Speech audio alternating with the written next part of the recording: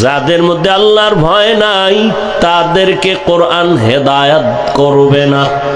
কোরআন নাজিলের শেষ আল্লাহ তাকওয়ার বয়ান করেন, ওয়াত্তাকু ইয়াওমান তুরজাউনা ফীহি ইলাল্লাহ, ভয় করো ওই দিন সব মানুষ যখন আল্লাহর আদালতে ফিরে যাবে, প্রত্যাবর্তন করবে, পালানোর কোনো সুযোগ হবে না। আল্লাহ বলেন ওই দিনের ভয় কর। আজকে দুনিয়াতে যতই বাহাদুরি করো, দুনিয়াই তো বাহাদুরি টিকে না। অনেকে টাকার বাহাদুরি করে, ক্ষমতার বাহাদুরি করে, দুনিয়াই তার বাহাদুরি টিকাইতে পারে না। হাসরে কেমনে টিকবে? দুনিয়াই টিকে না। টাকার মাস্তানি, আজ ব্যাংকে কোটি টাকা জমা আছে কিন্তু নিজের বংশের কেউ ভোগ করতে পারলো না। এই টাকার বাহাদুরি করে কি লাভ হবে? আমি প্রায় সময় বলি, নাম বলি না, কারণ নাম বললেই তো গীবত হয়ে যাবে। তবে হ্যাঁ, কয়েক কারণে গীবত হারাম হারাম হারাম। আল্লাহর কোরআন বলে গীবত হারাম, রহমতের নবী বলেন গীবত হারাম। কিন্তু সব গীবতের মধ্য দিয়ে কয়েকটা কারণে গীবত করা লাগবে, গীবত করলে সওয়াব হবে। কয়েকটা কারণের এক কারণ, যদি কেউ ইসলামের ক্ষতি করতে চায় আর যদি উম্মতেরা সেটা অনুভব করতে না পারে, যারা ক্ষতি করবে তাদের নাম নিশানা নিয়ে মানুষকে সতর্ক করলে গীবত হবে। গীবত করলেও সওয়াব, ইসলামের স্বার্থে, ব্যক্তি স্বার্থে না, ইসলামের স্বার্থে। আল্লাহর বান্দা টাকার অভাব নাই, কয়েক ভাই মিলে টাকার পাহাড় গড়ল। মনে হয় যেন তাদের টাকায় বাংলাদেশ জিন্দা হয়, তাদের টাকায় সরকার চলে। কিন্তু কপাল বড় খারাপ, এত টাকাওয়ালা কয়েক ভাই এমন অন্যায়ের রাস্তায় চলে গেল। মা কয়েকদিন আগে মারা গেছে, এক ভাইও মায়ের জানাজায় উপস্থিত হতে পারে নাই। এই টাকা, এই বাহাদুরি করে কি লাভ হবে যে মায়ের জানাজায় যেতে পারলো না? কেন? চাইলে পারতো, যায় না কেন? যে জানাজায় গেলে মাইর খাইব, ফিডা খাইব। এই পরিমাণ তাদের চরিত্র ভালো। আল্লাহ হেদায়েত দান করুন। এরে আল্লাহর আশিক, আল্লাহ তাআলা দুনিয়া আমাদের পাঠাইছেন আখিরাতের সম্বল সঞ্চয় করো। দুনিয়া নামক গ্রহটার কোনো মূল্য নাই। বিউটি পার্লারে গিয়ে অনেক কালো মানুষ সাদা হয়ে গেছে, এই সাদা দেইখা পাগল হইও না। অনেক কালো মানুষও সাদা হইয়া বিবাহের সিঁড়িতে বসে। বোকা অনেকে বুঝে না, কিছুক্ষণ পর চেহারায় রৌদ্র লাগে, পানি লাগে, আর সাদা থাকে না, সুন্দর থাকে না। দুনিয়া নামক এই সুন্দর বিউটি পার্লারের মতোই দেখা যায়। চক্ষু দুইটা বন্ধ হয়ে যাবে। তোমার আমার আপন যারা তোমার আমার নিজের গায়ের জামা কাপড় খুলিয়া রেখে তিনটা সাদা কাফনের প্যাকেট বানায় কবরে পৌঁছায় দিবে। এতদিন আমার ডানে বামে কত ভক্ত, কত আপন, একটু যদি মরিয়া যাই জীবনে কেউ আর নাম নিবে না। মোবাইলের নাম্বার থাকলেও তা ডিলিট করে ফেলবে। আজকে আমি বলি আমার ঘড়ি, আমি মইরা গেলে ঘড়িটা আর একজনে হাতে দিয়ে বলবে এটা আমার। আমার মোবাইল একজনে টেলিফোন করবে, হাফিজ ভাই কোথায়? আমি মইরা গেছি জানে নাই, আর একজনে টেলিফোন ধইরা বলবে কারে দিছো? কয় হাফিজ। কয় হাফিজের মোবাইল নেটা আমার মোবাইল। তাহলে আমার আমার যাই বলো, কিছুই তো কিন্তু তোমার আমার না। এমন কি চিন্তা করে দেখলাম মরণের জায়গা যে কবর, এটাও তো আমার না। এরে আল্লাহর গোলাম, দুনিয়ায় তোমার কাজ একটা, আখিরাতের বাজার করো।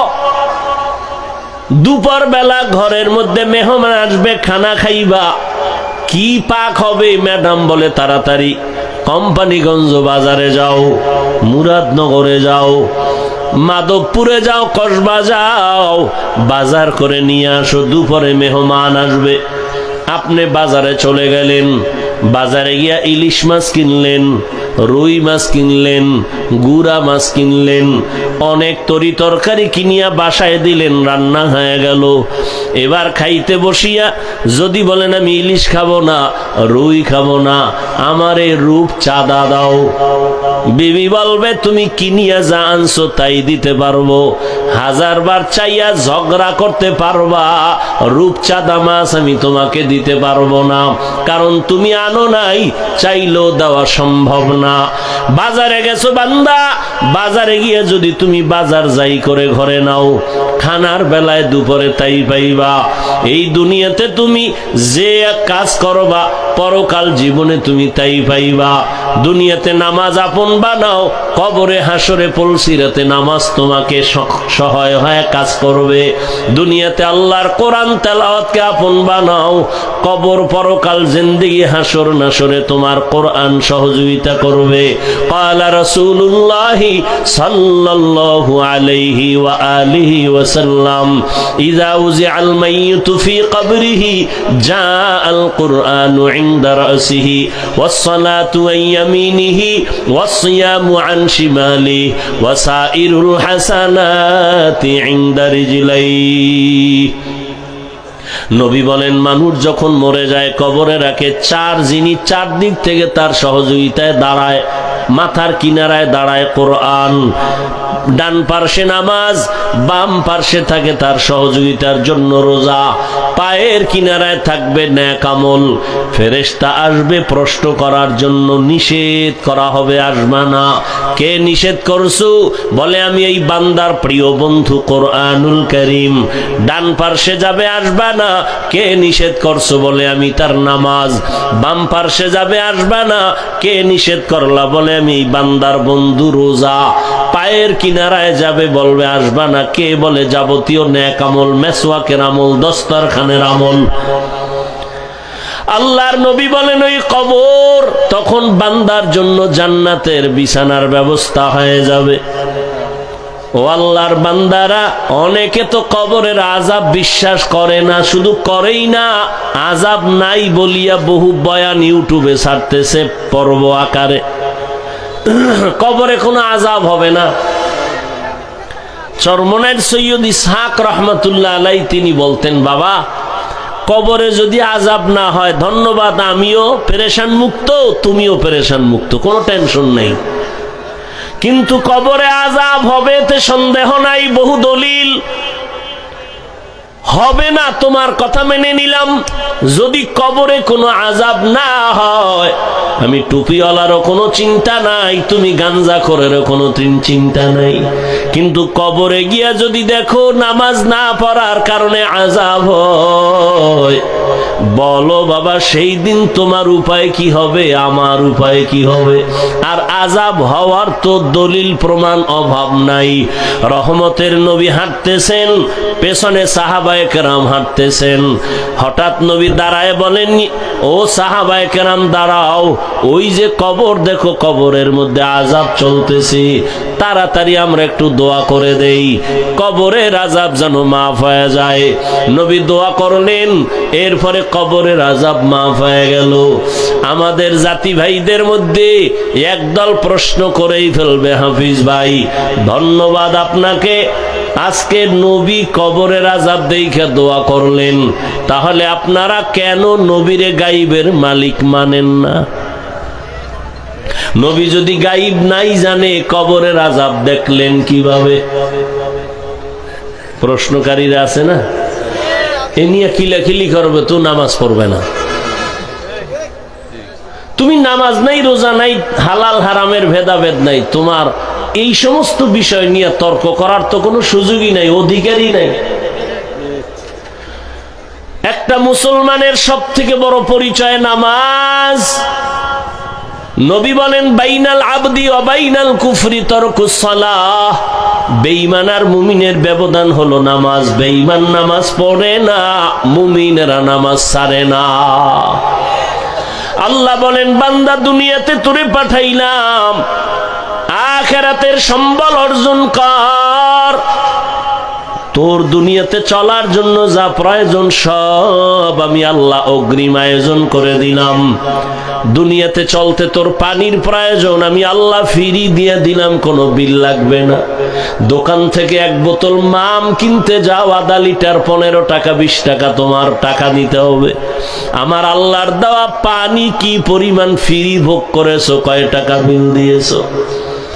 ও বান্দা, আল্লাহ বলেন দুনিয়াতে চলতে তোমার প্রয়োজন আলো, আমি আল্লাহ সূর্য দিয়া চাঁদ দিয়া ফ্রি ভাবে তোমার আলো সার্ভিস দিয়ে দিলাম, কোনো বিল চাই নাই। দুনিয়াতে চলতে তোমার বাতাসের প্রয়োজন আমি ফ্রি করে দিলাম, কোনো বিল লাগবে না। ও বান্দা, তোমার চলার জন্য রাস্তার প্রয়োজন দিলাম, খানার প্রয়োজন তাও আয়োজন করলাম। আমি আল্লাহ গর্তের পিপিলিকেরও খানা দেই, নদীর মাছেরও খানা আমি দেই, উড়ন্ত পাখির খানা দেই, জঙ্গলের প্রাণীর খানাও আমি দেই। বান্দা, তোর খানা কেন আমি দিব না? বরং সারা দুনিয়ার যত প্রাণীরে খানা দেই সব থেকে প্রিয় খানা এবং হালাল পিওর খানা তোমার জন্য আমি ব্যবস্থা করেছি। মানুষের খানা এত সুস্বাদু, এত পিওর এবং কাবার করে দিয়েছেন যেন নষ্ট না হয়। তুমি ভাত খাবা, চালের দরকার, কাবার লাগায় দিছেন। তুমি রুটি খাবা, গমের দরকার, কাবার দিয়ে দিছেন। তুমি যে কোনো ফল খাও, কাবার থেকে ছুটায় এরপরে খাও, সবগুলো কাবারে আটকায় দিছেন। তোমার জন্য আল্লাহ সব করলেন। বলো গোলাম, তুমি আল্লাহর জিন্দেগির জন্য, পরকালের জন্য আল্লাহর মহব্বতে কি করেছো? সারা রাত একটা কুকুরের দিকে তাকাইয়া দেখো, মালিকের বাড়ি পাহারা দেয় সারাটা রাত, কোনদিন মালিকের সাথে কুকুর বেয়াদবি করে না। একটু বলবানি রে যুবক বাবা, ওই কুকুর সারা রাত পাহারা দিয়ে বেতন কত পায়? 1 টাকাও বেতন নাই, বরং লাথি আর গালাগালি পায়। আজও পর্যন্ত কোনো প্রমাণ কেউ দিতে পারবা না যে কুকুর মালিকের সাথে বেয়াদবি করেছে। নতুন মেহমান আসছে বাসায়, কুকুর চিনে না, ঘেউ ঘেউ করে আওয়াজ দিছে, মালিক কয় আমার মেহমান থাম। কুকুর ঠান্ডা হয়ে গেল। মালিকের লাথি আর গালি খাইয়াও কুকুর মালিকের সাথে বেয়াদবি করে না। আর তুমি একজন আশরাফুল মখলুক মানুষ, আমার মালিক আমার আল্লাহ, ওই মালিক থেকে তুমি কি পাও নাই? সব তুমি পেয়েছো। আল্লাহর দেয়া পানি তোমার বাবায় দেয় নাই, আল্লাহর দেয়া সূর্যের আলো, চাঁদের আলো, জমিনের ফসল খাও, গাছের ফল খাও, আমার আল্লাহর দেওয়া তোমার বাবা দেয় নাই। রাতের বেলা ঘুমাইয়া যাও, ঘুমের মানুষ তো মরা, ঘুমের সময় তো মরার দোয়াই ভরে মানুষ। আল্লাহুম্মা বিসমিকা আমুতু, ও আল্লাহ তোমার নামে আমি মরতেছি, তোমার নামে মরে যাইতেছি। এমন মরা মরছে, চোর ঢুইকা সব লয়ে গেছে, টের পায় না কি পরিমাণ মরা মরলো। এমন কি মহিলার কানের অলংকার খুইলা নিয়ে গেছে, টের পায় না। আল্লাহ কয়, এই মরাতে তোরে যদি আমি আর না উঠাই, তোর বাবা আর উঠাতে পারবে না। মহামারী করোনার ভেতরে কত প্রাণ আমি নিয়ে গেলাম, করোনার বাতাস কিন্তু তোর গায়েও লাগছে রে যুবক। আমি আল্লাহ তোকে নিয়ে যেতে পারতাম, আমি তোর জীবনটা বোনাস দিয়ে দিলাম। তওবা করে সঠিক পথে চল। মহামারী করোনা আমি আল্লাহ তোরে নেই নাই, তোর আপন কত বন্ধুরে নিয়ে নিলাম। ডেঙ্গুতে তোর কত আপন চলে গেল, আমি তোকে নেই নাই। একই গাড়িতে বসে আছো, অ্যাক্সিডেন্ট হয়ে গেছে, 10 জন মরে গেছে, তোরে নেই নাই। এরে বান্দা, ছাত্র জনতার বৈষম্য বিরোধী আন্দোলনে কত তাজা তাজা প্রাণ চলে গেল। আমি আল্লাহ তোরেও নিয়ে যাইতে পারতাম, আমি তোরে নেই নাই। কয়দিন আর বাহাদুরি করবি? আমার দেওয়া নিয়ামত দিলাম সব তোমার জন্য। ও বান্দা, আখিরাতের সম্বল সঞ্চয় করে নাও। হায়াতটা শেষ হয়ে গেলে আর তোমার ডানে বামে কাউকে পাইবা না। ও আল্লাহর গোলাম, আল্লাহ পাক এ কথা তোমাকে বলে না যে তুমি ব্যবসা ছাড়ো, চাকরি ছাড়ো, তুমি 24 ঘন্টা আল্লাহর হুকুম মতো জিকির করো। আল্লাহ আইন করেন নাই, বরং আল্লাহ কত দয়াময়, 24 ঘন্টার প্যাকেট বানায় আমি রাত আর দিনকে মানুষের দিয়ে দিলাম, এর বাইরে কেউ চলার উপায় নাই। তবে এই 24টা ঘন্টার থেকে 22 ঘন্টা সময় তোমার ব্যক্তি কাজে দিয়ে দিলাম, যাও এই 24 ঘন্টার 22 ঘন্টা তুমি ব্যবসা করো, চাকরি করো, লেখাপড়া করো, পার্সোনাল কাজে ব্যয় করো। থাকলো কয় ঘন্টা? মাত্র 2 ঘন্টা সময়। এটা তুমি আল্লাহর মোহাব্বতে আখেরাতের, তোমার কল্যাণে আখেরাতের জন্য তুমি রিজার্ভ করে দাও। তাও একত্রে না। যদি বলতাম একটানা 2 ঘন্টা তেলাওয়াত করতে হবে, বান্দা তোর কষ্ট হতো। আমি যদি বলতাম 2 ঘন্টা একসাথে নামাজে দাঁড়াতে হবে, তোমার কষ্ট হতো। আমি আল্লাহ 22 ঘন্টা তো আলাদা দিয়েই দিলাম, বাকি যে 2 ঘন্টা এটা আমার জন্য না, তোমার কল্যাণে আখেরাতের অ্যাকাউন্টে জমা রাখবা। তাও একত্রে না, ভাগ করে দিছি, যাতে তোমার ব্যবসার ক্ষতি না হয়, চাকরির ক্ষতি না হয়, লেখাপড়ার ক্ষতি না হয়। বলে তা কেমনে? ফজরের 4 রাকাত নামাজে 20 মিনিট দাও, এরপরে তুমি আবার দোকানে চলে যাও, দীর্ঘ টাইম দোকানদারি আর অফিস করে আবার জোহরের 10 রাকাত নামাজে তুমি আবার 20 মিনিট দিয়ে আবার দোকানে যাও, অফিসে যাও। তোমার ব্যক্তিকার শেষ, আবার এক ফাঁকে আইসা 20 মিনিট দিয়ে আসরের 4 রাকাত নামাজ পড়ে আবার দোকানে যাও। আবার মাগরিবের 5 রাকাত নামাজে 20 মিনিট দিয়া চলে যাও দোকানে, অফিসে, ব্যক্তিগত কাজে। আবার কিছুক্ষণ পরে 9 রাকাত নামাজে সার সময় 20 মিনিট সময় দিয়া বাসায় যাও। বাসায় যাইয়া মা বাবা, পরিবার, সন্তানের হক আদায় করে ঘুমিয়ে পড়ো। আবার ঘুম থেকে উঠা 4 রাকাত নামাজে 20 মিনিট সময় দাও। তাহলে 20 মিনিট কইরা সময় দিয়ে তোমার যেন চাকরিরও ক্ষতি না হয়, ব্যবসার ক্ষতি না হয়, লেখাপড়ার ক্ষতি না হয়। এইভাবে আমি আল্লাহ তোরে দয়া কইরা ভাগ করে দিলাম। তোর ব্যবসারও বন্ধ করতে বলি নাই, চাকরিরও ক্ষতি করি নাই। ফাঁকে ফাঁকে গিয়া 20 মিনিট 20 মিনিট 20 মিনিট 20 মিনিট সময় দিয়া নামাজ পড়বি। আমি আল্লাহ মুয়াজ্জিনের দিয়া ডাকতেছি, তাড়াতাড়ি আয়, আসসালাতু খায়রুম মিনান নাওম। ও বান্দা, তোর ব্যবসায় পাগল হইয়া দুনিয়ায় এমন মজা পাইছো, ফজরের হাজিরায় তোরে মসজিদে পাওয়া যায় নাই। আমি আল্লাহ রাগ করিয়া খানা বন্ধ করি নাই, বাতাস বন্ধ করি নাই, সূর্যের আলো বন্ধ করে দেই নাই। তুই দরওয়াজা জানালা বন্ধ করে সারাটা রাত একটা মোবাইল হাতে নিয়ে কবিরা গুনাহ, কবিরা গুনাহ, কবিরা গুনাহ দেখে দেখে রাত কাটাইছো। আল্লাহর দেওয়া রাতের ঘুম ছিল তোর শরীরের জন্য মহা ঔষধ।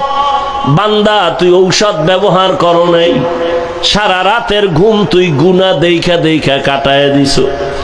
চেহারাটা আয়নার কাছে নিয়ে দেখ, তোর চেহারার মধ্যে কোনো নূর নাই। আমি আল্লাহ তোর গুনার কারণে, তোর মা জানে না, বাবা জানে না, আমি আল্লাহ তো দেখছি তুই কানের মধ্যে গানের তার লাগায় সারা রাত গুনার কাজ করেছো। আমি আল্লাহ রাগ করিয়া পানিও বন্ধ করি নাই, এমনকি ঘুমের মধ্যে তোর চেহারাও পাল্টাই নাই। যে অন্য নবীর উম্মতের চেহারা পাল্টাইছিলাম, তোরটা পাল্টাই নাই কেন? আমার মায়ার নবীর উম্মত, এই জন্য পাল্টাই নাই। তুই আমার মায়ার নবীর উম্মত। আমি আমার নবীরে কতটা মায়া করি।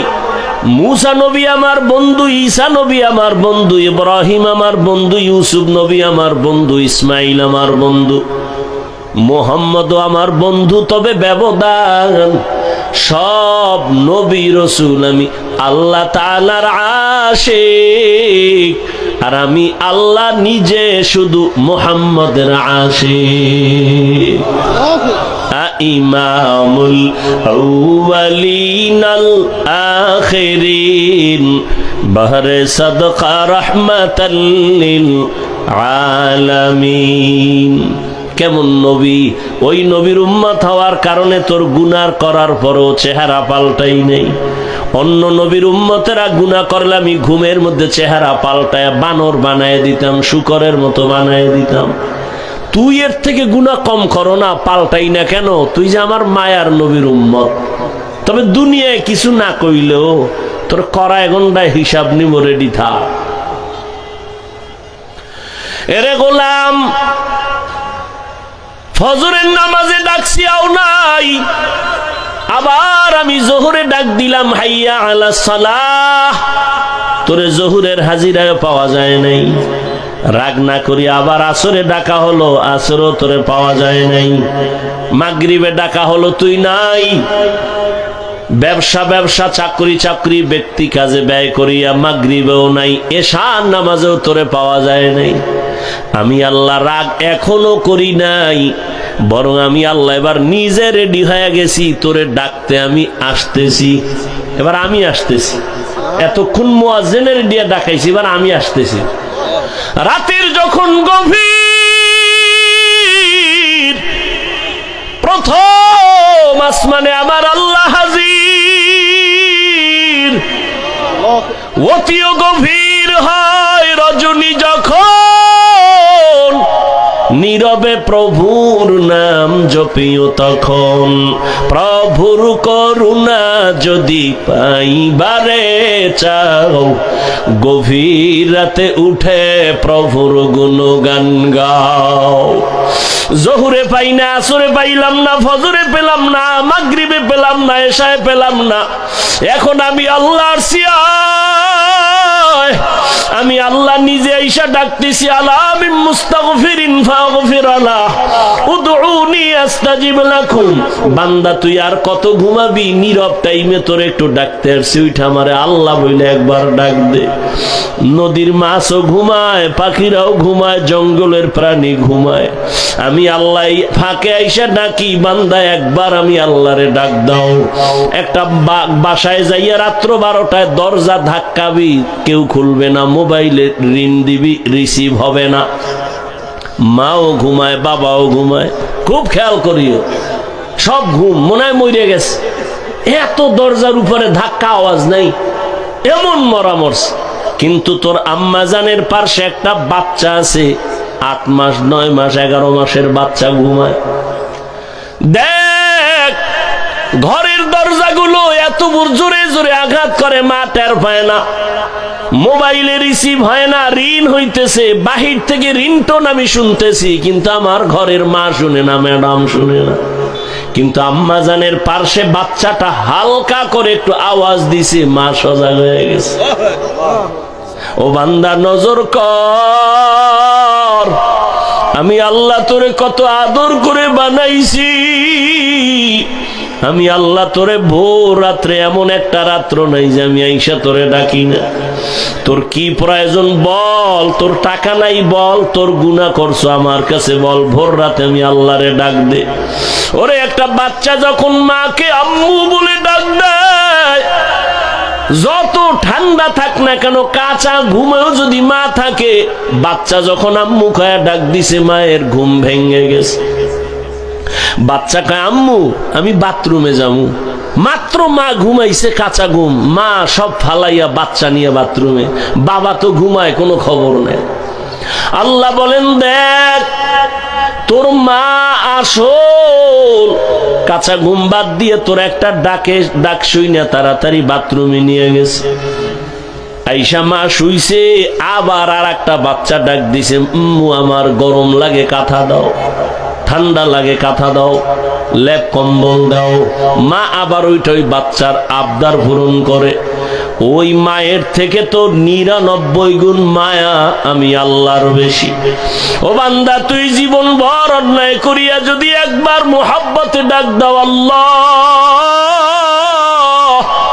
ওরে বাচ্চা বাচ্চার ডাকে যদি মার কলিজা ঠান্ডা হয়, মায়া জন্মায়, আমি আল্লাহরে যদি একবার আল্লাহ বলে ডাক দাও, আমার কেন মায়া হবে না? আমি তো আলাদা কোনো সন্তান জন্ম দেই নাই, কারো থেকেও জন্ম আমি নেই নাই। ও বান্দা, এত আদর করে তোরে বানাইছি আমি আল্লাহ, তোর ব্যবসা চাকরি লেখাপড়া বন্ধ করে বলি নাই আমারে ডাক দে। বান্দা তুই ঘুমাবি ঠিক, তবে ভোর রাতের ঘুম তোর স্বাস্থ্যের জন্য ক্ষতি ক্ষতি ক্ষতি। এই যে রাতের ঘুম শরীরের জন্য খোদার কসম শরীরের মহা ঔষধ ফ্রি। তবে চিকিৎসা বিজ্ঞানীরা লিখেছে, গুগলে আকাম করো কা মোবাইলে, ভালো করার তো মোবাইলে বহুত অপশন আছে, নাই? আজকে গুগলে সার্চ দিবি, ব্রেন নিয়ে সার্চ দে, ইউটিউবে সার্চ দে ব্রেন কি, এই খালি ব্রেন নিয়ে গবেষণা ইউটিউব দেখবি, তোর 1 মাস লাগবে এটা বুঝতে। এবার কাগজ কলমে লিখবি ব্রেনের কতটা অপশন আছে ভেতরে, এগুলো কিভাবে কিভাবে তৈরি। চিকিৎসা বিজ্ঞানীরা সবগুলো ডিটেলস গুলো ভিডিও আকারে দিয়ে দিছে। আকাম দেখো কেন? এগুলো দেখে জ্ঞান বাড়াইতে পারো না? জীবনে কি নিয়ে মরবি? বরদোয়া, মায়ের বরদোয়া, বাবার বরদোয়া, শিক্ষকের বরদোয়া, এই শুধু মোবাইলকে কেন্দ্র করে তোর জীবনটা চূড়ান্ত নষ্ট করে ফেললি। না মা তোরে ভালো জানে, না বাবা ভালো জানে, না শিক্ষক ভালো জানে, না আলেম ভালো জানে। তুই এখন মরলে তোর মাও খুশি মনে মনে, যেন একটা বালা মুসিবত দূর হয়ে গেছে। কারণ এই ছেলের চরিত্র এত খারাপ যে কোথাও গিয়া লজ্জায় মুখ দেখাতে পারি না। তুই মরে যাবি, তোর মা খুশি। এবার বুঝ তোর কপাল কত খারাপ। জীবনে কি অর্জন করেছ? মা বাবার বরদোয়া, শিক্ষকের বরদোয়া, এই শুধু মোবাইলকে কেন্দ্র করে বেয়াদুবি বেয়াদুবি বেয়াদুবি। না চরিত্র আছে তোর, না লেখাপড়া আছে, কিচ্ছু নাই। এই মোবাইল দেখতে দেখতে চোখের পাওয়ার শেষ, কিডনি শেষ, হার্ট শেষ, বিবেক শেষ, চরিত্র শেষ। গুগলে সার্চ দে, হুজুরের কথা তো মানবি না, তোর কপাল খারাপ। গুগলে সার্চ দে, চিকিৎসা বিজ্ঞানীরা ডিটেলস লিখে দিছে টাচ মোবাইলে শরীরের কোন কোন অঙ্গের ক্ষতি হয়, দেখ। এরপরও দেখবি ইউটিউবে কোরআন তেলাওয়াত দেখতে পারো না? মক্কা মদিনার ইমামের তেলাওয়াত শুনবি, দিল ঠান্ডা হবে, একসময় চোখে বানিয়ে আসবে। মানুষের এই দেহ নিয়ে গবেষণা করতে পারো না যে মানুষটারে কেমনে আল্লাহ বানাইছে? চিকিৎসা বিজ্ঞানীরা অধিকাংশ এগুলি দেখে মুসলমান হয়ে যায়। এই জন্য আল্লাহ কোরআন শরীফে বলছে, তুমি আমি আল্লাহকে কই খুঁজো, অফি আনফুসিকুম আফালা তুবসিরুন, নিজের মধ্যে খোঁজ, আমি আল্লাহর পরিচয় পেয়ে যাব। এই জন্য বহু বৈজ্ঞানিক এই মানুষের গবেষণা করে করে করে করে করে করে মুসলমান হয়ে গেছে। খালি ব্রেন নিয়ে গবেষণা করো, হার্ট নিয়ে গবেষণা করো, দেখবা তোমার চোখ খুলে যাবে। ভিন্ন নেশা করো কেন? কি হতে চাও বলো? রাস্তার পাগলও তো নিজের ভালো বুঝে, তুমি তার থেকেও খারাপ। তোমার তো একটা গন্তব্য নির্ণয় করে চলা উচিত, তুমি কই যাবা, তোমার টার্গেট কি? একটা টার্গেট নিয়ে চলো। তোমার তো কোনো টার্গেটই নাই, উদ্দেশ্য নাই, চলতেছো খাইতেছো বাবারটা। আল্লাহ না করুন যুবক, আল্লাহ বিবেক দিছে, বিবেক দিয়ে একটু বলো তো, আল্লাহ না করুন যদি আজকে বাবা মরে যায়, টোটাল সংসারের হিসাবটা তোমার মাথায় চলে আসবে, আসবে না? এবার তুমি কেমনে সংসার চালাইবা? আছে কোনো চিন্তা তোমার? তুমি বাবার টাকা চুরি করো মোবাইলে এমবি বাড়ার জন্য, মায়ের টাকা চুরি করো, ও টাকা তো তোমার বাবার না। কোনো বাবা নিজের জন্য কামাই করে না, সন্তানের জন্য, পরিবারের জন্য করে। বাবা না খায় থাকে দুঃখ লাগে না, সন্তান না খায় থাকলে কষ্ট পায়। বাবা না ঘুমাইলে কষ্ট নাই, সন্তান না ঘুমাইলে কষ্ট পায়। প্রত্যেকটা পুরুষ জীবন পণে কষ্ট করে, ঘাম ঝরায়, ঘুম মারে, শুধু সন্তানের শান্তির জন্য, পরিবারের শান্তির জন্য। না বুঝে ঘরের মহিলা, না বুঝে সন্তানগুলো। যদি বুঝতো, কোন স্ত্রী স্বামীর সম্পদ খেয়ানত করতো না, কোন সন্তান বাবার টাকা চুরি করতো না। অথচ করতেছো, মূলত নিজের সম্পদ নিজে নষ্ট করতেছো। একটা কথা লিখে রাখো, ভুলে গেলে আবার ক্ষতি হবে, বলে যাই লিখে রাখবা, যেই সম্পদ, মূল সম্পদ যে কামাই করে বাবা, ওখান থেকে যদি স্ত্রী বা সন্তান খেয়ানত করে, কোটি টাকা কামাই করলো, ওই সংসারে কোনোদিন বরকত হবে না, আল্লাহর কসম। তাহলে তুমি তোমার সম্পদ নষ্ট করো। বাবায় মরে গেলে তো তুমিই মালিক। একটা মহিলা চিন্তা যদি করতো স্বামী মরে গেলে তো আমার, তাহলে আমি কেন এই সম্পদ খেয়ানত করি? এই চিন্তাই তো নাই। গুনাহের পথে সম্পদ ব্যয় করে নিঃস্ব হয়ে যায় সন্তান, খবর নেই জীবনে কি অর্জন করেছে। আমি যে এতক্ষণ বয়ান শুনাইছি তোমাকে যুবকদেরকে বলছি, আমি কি একবারও বলছি আমি পাঁচকল্লি পড়ছি তোরাও পড় নাইলে জাহান্নামে যাবে? বলছি? আমি কওমি মাদ্রাসার সন্তান, তুমি কওমিতে যাও, না হয় জাহান্নামে যেতে হবে, বলেছি? আমি তাবলিগের লাইনের সন্তান, আমি পীরের মুরিদ, একবারও বলছি তুমি তাবলিগ আর পীরের কাছে না গেলে ধ্বংস? বলি নাই। কি বলি এবার শুনো। তাহলে আমি কি বলতে চাই? আমি টুপি মাথায় দেবা এটা বলি নাই, হুজুর হও তাও বলি নাই, কওমি মাদ্রাসায় যাও তাও বলি নাই, তাবলিগে যাও তাও বলি নাই, গেলে ধ্বংস হবা না গেলে ধ্বংস হবা তাও বলি নাই। যাও আলহামদুলিল্লাহ। তবে আমি মূল কথা বলতে চাই কি শুনো। তুমি স্কুলে পড়ো, কলেজে পড়ো, আলহামদুলিল্লাহ। কেউ দোয়া না করলে আমি দোয়া করি তোমার জন্য। তুমি স্কুলেই পড়ো, সারবানা স্কুলের পড়া, কলেজ সারবানা, খবরদার। এটা আমার ব্যক্তিগত তোমার উপরে ওপিনিয়ন। আমি তোমাকে দোয়া করতেছি, এখানের লোকগুলো আমিন বলবে, কবুল হবে। আমি শুধু দোয়া করি। তুমি স্কুলে পড়ো, ধন্যবাদ তোমাকে। কলেজে পড়ো, ওই পড়া সারবানা। চাকরিজীবী ভাই চাকরি করো, সারিও না। যারা ব্যবসা করো, করো ব্যবসা, দোয়া করি, সারিও না। তুমি ব্যবসায়ী হও, চাকরিজীবী হও, ডাক্তার হও, ইঞ্জিনিয়ার হও, প্রফেসর হও, ছোট্ট দাবি, বেয়াদব হবা না। আমার ওয়াজ তোমার জন্য এতটুকুই, বেয়াদব হবা না। যদি ডাক্তার হইয়া বেয়াদব হও, তাসলিমার মতো জুতা খায়া দেশ থেকে পালাতে হবে। অতএব ডাক্তার হও, তবে ডাকাত হয় না, বেয়াদব হয় না।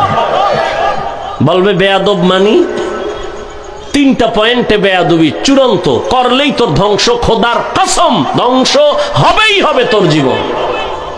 তিনটা স্থানে বেয়াদবি করলে, মা বাবা, শিক্ষক, ওলামায়ে কেরাম।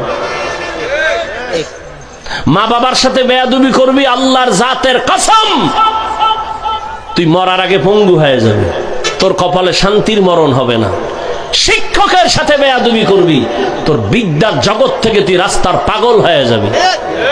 আমি বহু পাগল দেখছি রাস্তায় শীতের দিনে হাঁটে, ল্যাংটা, কিন্তু ইংলিশে কথা বলে। ভাবতাম, অনেক আগের কথা, ভাবতাম পাগল কেন ইংলিশ বলে, পাগল কেন আরবিতে কথা বলে। আমি দেখেছি, আল্লাহ সাক্ষী। কি পাগল হয়ে কি ইংলিশ শিখলো? না, ভেবে ভেবে বহুদিন পরে আমার দিলে আসলো, না, এই পাগল হয়ে ইংলিশ শিখে নাই, আরবি শিখে নাই। স্কুলের ভালো ছাত্র ছিল, বেয়াদবি করে পাগল হয়েছে। মাদ্রাসার ভালো ছাত্র ছিল, শিক্ষকের সাথে বেয়াদবি করে পাগল হয়েছে। নাম্বার 3, আলেমদের সাথে বেয়াদবি করবা না। চাই সেটা দূরের থেকে হোক, কাছের থেকে হোক, ডাইরেক্ট হোক, ইনডাইরেক্ট হোক। করলে কি হবে? জীবনে চরিত্র আর ভালো করতে পারবা না। কারণ এই দুনিয়ায় মা, আমি হাফিজুর রহমানের জন্য দোয়া করছে ঠিক, কিন্তু এই চেয়ারে বসানোর ক্ষেত্রে আমার আম্মা জান দোয়া করছে, হাতে কলমে আমাকে এই পর্যন্ত উঠানের পেছনে আমার সব থেকে অবদান আমার শিক্ষক, আমার ওস্তাদ। আমাদের বরিশালের গ্রামে কয়, মা বাপ বানায় সন্তানরে ভূত, শিক্ষক বানায় পুত। অর্থাৎ সন্তান মানুষ বানায়। তো যেই শিক্ষক তোমাকে শিক্ষিত বানালো, সায়েন্স শিখাইলো, দস্তকাত শিখাইলো, বাংলা কথা বলা শিখাইলো, ইংলিশ শিখাইলো, আরবি শিখাইলো, সে তোমার কাছে আজকে খারাপ হয়ে গেল একটা মোবাইলের কারণে।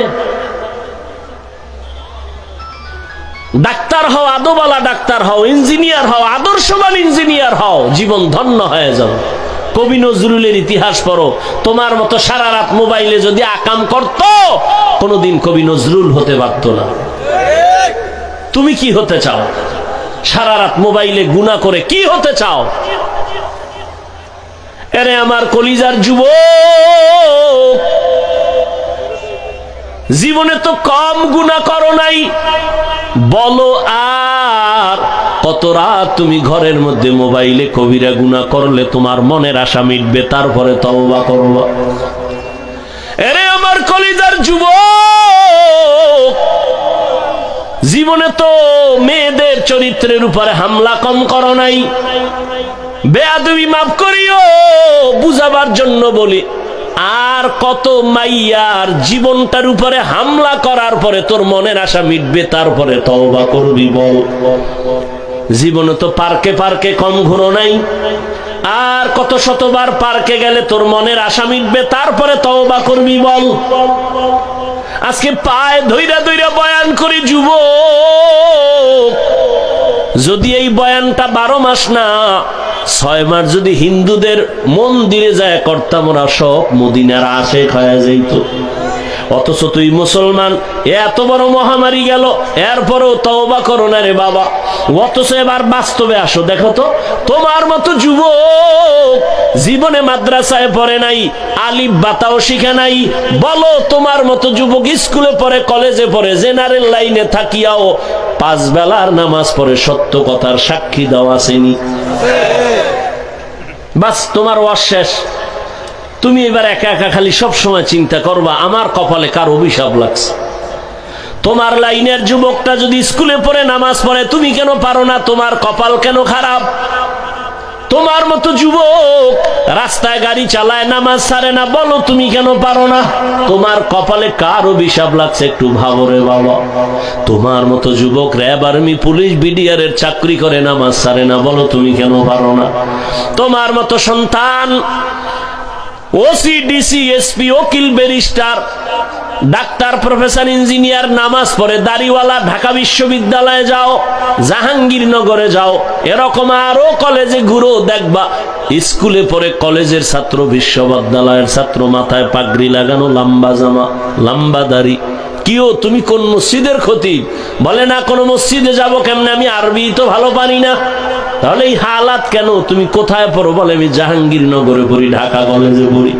তোমার রং কেন এমন? বলে আল্লাহর খাঁটি আলেম যারা, তাদের নেক নজর লাগছে। মা বাবার দোয়া পাইছি, শিক্ষকের দোয়া পেয়েছি।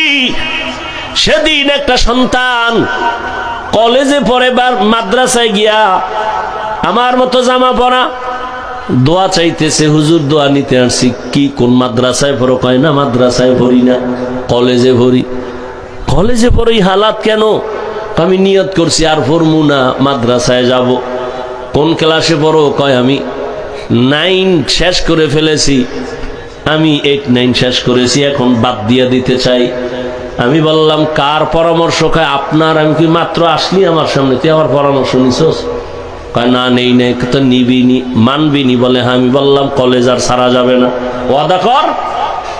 কলেজে থাইকা ডাক্তার হবি, তোর মতো ধর্মীয় লাইনের আল্লাহর মোহাব্বত আলা ডাক্তার দরকার, ইঞ্জিনিয়ার দরকার, এমপি দরকার, এসপি দরকার। কারণ আমার দেশের সব এসপি, ডিসি, ওসি যদি 5 ওয়াক্ত নামাজি হইতো, আমার এই সমাজে কোরআনের বয়ান করতে কোনো বেনামাজি সুদখোরের অনুমতি নেওয়া লাগতো না। এরে নবীর আশিক উম্মতের দল, আজকে তুমি নাক টেনে ঘুমাও দেশ স্বাধীন স্বাধীন বলিয়া। এত চালাকি করিও না রে বাবা, বেশি নাচানাচি কইরো না, পিডা কিন্তু আবার আসতেছে কপালে। কারণ দেশ স্বাধীন যদি হইতো, চট্টগ্রামে আইনজীবীর গলায় ছুরি চালায় কেন? এই নিমক হারাম, ধান্দাবাজার, চান্দাবাজের গোষ্ঠী স্বাধীন স্বাধীন বলে স্লোগান দাও। কিসের স্বাধীন? মুসলমান স্বাধীন বলবে ওই দিন যেদিন ইসলামের স্বাধীন হবে।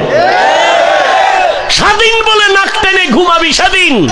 এদেশের মাদ্রাসা মসজিদের কমিটিতে কোনো বেনামাজি থাকবে না যেদিন। কিসের স্বাধীন বলো? শিয়ালের হাতে মুরগি দিয়া আমানত নিছো 3 দিনের। শিয়াল কোনদিন মুরগি দিবে? শিয়ালের হাতে মুরগি আমানত রাখা যেমন বোকামি, ধর্মের চাবি সুদখোর বেনামাজির হাতে দেওয়া তেমন বোকামি। দিছে কারা? জিব্রাইল। এই সুদখোর বেনামাজির হাতে ধর্মের চাবি দিছে কে? জিব্রাইল। কে দিয়েছে? আমরা কইতে লজ্জা লাগে, ভোটের আগের রাত্রে পচা পায়খানা খাইছো টাকার নামে, লজ্জা লাগে নাই? বাথরুমে গিয়ে 10 গ্রাম তাজা পায়খানা খাইতা, হালাল সাবান দিয়ে কুলি করতা, গন্ধ শেষ। কিন্তু প্রার্থীর থেকে যে টাকা খাইছো, ও জাহান্নামের আগুন দিয়ে কুলি করা লাগবে না, গন্ধ যাবে না। স্বাধীন স্বাধীন বলো না, কিসের স্বাধীন? আমি চরমনাইয়ের মাঠে বলেছি, কাফনের কাপড় রেডি রাখ, আবার আন্দোলন করতে হবে। মুসলমানের আন্দোলন একবার না, জালেমের বিরুদ্ধে আন্দোলন করতে হবে বারবার। কোন জালেমকে ছাড় দেওয়া হবে না। ওলামায়ে কেরাম ক্ষমতা চায় না, এ জাতির মুক্তি চায়। তোমরা ক্ষমতায় থাকো, কিন্তু জুলুম করলে আবার আন্দোলন হবে। ওলামায়ে কেরামের মতো তোমার আপন বন্ধু কেউ নাই, সব চান্দাবাজ আর ধান্দাবাজ। একমাত্র নিঃস্বার্থ তোমার বন্ধু ওলামায়ে কেরাম, আর কেউ না। ছাত্র জনতার বৈষম্য বিরোধী আন্দোলনের সফলতার চাঁদ উঠছে ওই সময় যখন আলেম ওলামা মাঠে নামছে ছাত্র নিয়ে। এর আগে সফলতার চাঁদ উঠে নাই। কিন্তু এত সুন্দর বিজয় হওয়ার পরে কোন আলেম বলছে আমাকে ক্ষমতায় নাও? কেউ উপদেষ্টা জানার দরকার নাই, জুলুম করলে খবর আছে, আবার আন্দোলন হবে। আল্লাহ হেদায়াত দান করুন। চান্দাবাজি ধান্দাবাজি করবে আর বলবে ইসলামে রাজনীতি নেই। রাজনীতি নাই এরকম কোন ইসলাম দুনিয়ায় নেই। তুমি ইসলামটারে খাটো করো কেন? ইসলাম কমপ্লিট। পৃথিবীতে তোমার জীবনের প্রত্যেকটা পরতে পরতে ইসলামের দিক নির্দেশনা আছে। তুমি পরিবার কেমনে চালাইবা, নবীর আদর্শ সেখানে নাই।